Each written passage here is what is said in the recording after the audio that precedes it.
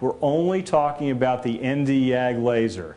It's the only laser that we can use to treat periodontitis the way that we have. I'm going to show you how we treat that, just like the video.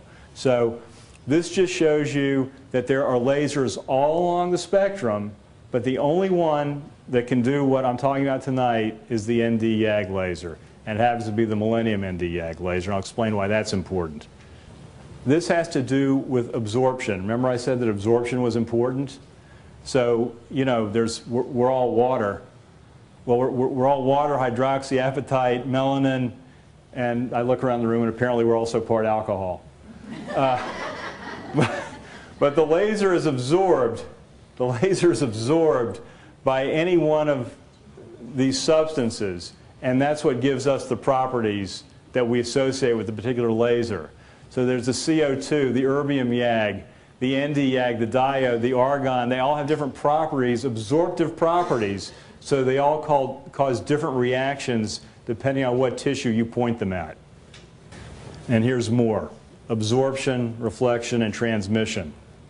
Now, the ND-YAG laser is mildly absorbed in pigmented tissue. I'm sorry, the ND-YAG laser is very much absorbed in pigmented tissue. In fact, that's what makes this work so great. But it does not penetrate healthy tissue at all. I'm going to show you something. If you can find an instrument where you can lift epithelium and not damage the underlying connective tissue, you have found the ideal surgical instrument. And that is exactly what this did. With the ND-YAG laser, we can actually cut this so that we can separate what's called the basement membrane from the connective tissue without harming the connective tissue. So I think you know how thick the epithelial layer is. It's not very thick. Not only can you separate it, you can keep it intact. That's pretty fine. So we're dealing with our periodontitis, our periodontal disease.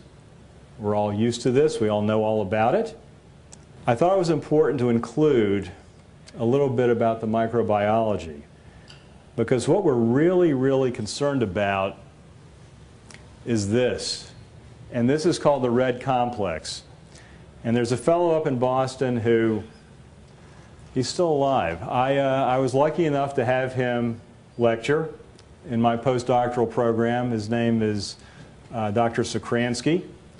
He is probably the most famous microbiologist in the dental world, and he discovered and named what was called the red complex. And the red complex is the most aggressive bacteria in periodontitis. It does the most damage. Well, I'll save this. I'm just going to say that these bacteria are pigmented. That's very important. We don't want to talk about biofilms tonight. I know everyone wants to talk about biofilms. That's on the other side of the slide, and it's too far for me to get over there to talk about, so we're going to skip that. All I want to talk about is this. Okay, so we know that periodontitis is multivariable. We know that it's caused by bacteria. We know about heredity. Very important, by the way, extremely important. Much more important now than I think ever before. In other words, the host response, the immune response. Habits, smoking, alcohol, diet, medications, parafunctional habits, social factors, psychological factors. All of these create the problem that we're dealing with. So, when you've treated your patient and you've done everything you can do, and you've had all these talks about what to do about their periodontal disease, you've done everything you can, and when it all just unfolds or goes awry, what do you do? What do you have? Here's what you have. You have the downhill perio patient.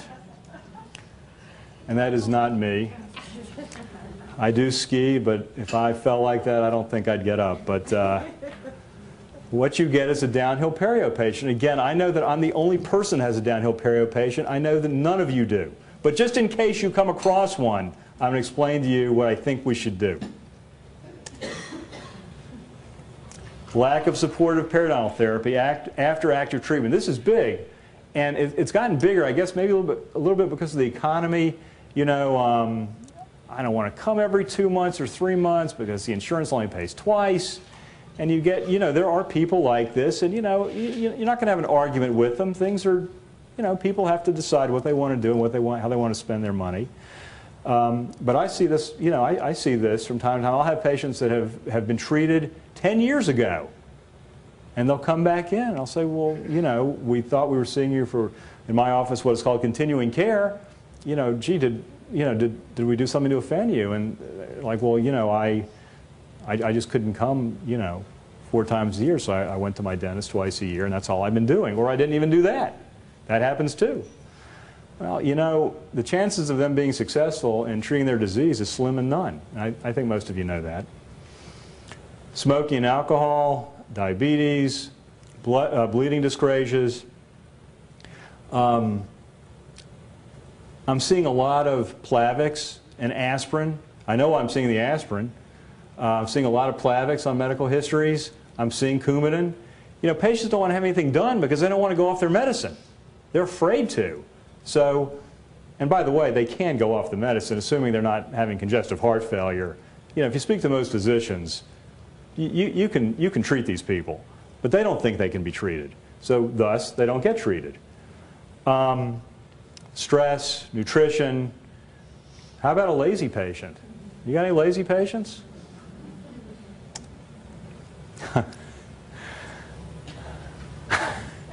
I had to put this in. So you got patients that you want to have treated. Maybe you want them referred to a periodontist. But here's what happens. It doesn't work. Obviously, it doesn't work because my neighbor lost her teeth, so it can't work. Mom and Dad did great without them. This is for the female part of the... I'd rather give natural childbirth to quadruplets than have my gums cut, or some iteration of that. You must be out of your mind. Okay, you know, I'm not, but you think I am for telling you that you need to have treatment again. And, you know, those of us that have been doing this for a while, I didn't make these up. I heard all of these. Probably you have too. But still, I hear this, and I know that just for spite, that my teeth are just going to fall out, and I'm going to do it just to show you, Doc. I mean, that still today is my favorite reason for not having treatment. I don't want to, and I'm just going to let them fall out. So see what that does for you, Doc. I'm like, okay, I'm going to lunch. See ya. But it doesn't have to really be that way. We don't have to fight this, you know, this uphill battle that we're forced to fight every day, because what I'm here to tell you is there's a different instrument that'll make people more pleased about their choices. It's a better choice. It's an easier choice. If you take the fear out of it, if you took the fear out of all of dentistry, that would be great too. But if you take the fear out of periodontal treatment, and you take the surgical aspect out of periodontal treatment, and you tell a patient these things, I think right away their attitude may change. That would be the hope. I really think that it can, and I've seen that it can in my own office. So this is the machine that I use. It is the first digital laser designed this century. It is the first and only FDA clearance for a specific periodontal protocol. It's not the only FDA cleared laser. It's the only FDA cleared laser used to treat a patented protocol. That is the difference, and that is why just because someone has a laser in their office doesn't mean that they can treat periodontal disease the way I treat it with this machine. So that's really, really critical. And actually, that's one of the big points about this, is that it's patented because it works and it's cleared for that specific purpose. So that's a drawing of what it's like to use a laser. You know, you just stick the fiber down and boom, you know, presto, it's just a little magic thing. It really isn't, but it's not magic. But it really is this kind of effect in the tissues. You get, it is a sort of radiating effect, and that's as good a drawing of it as I could find. So why does this work so well?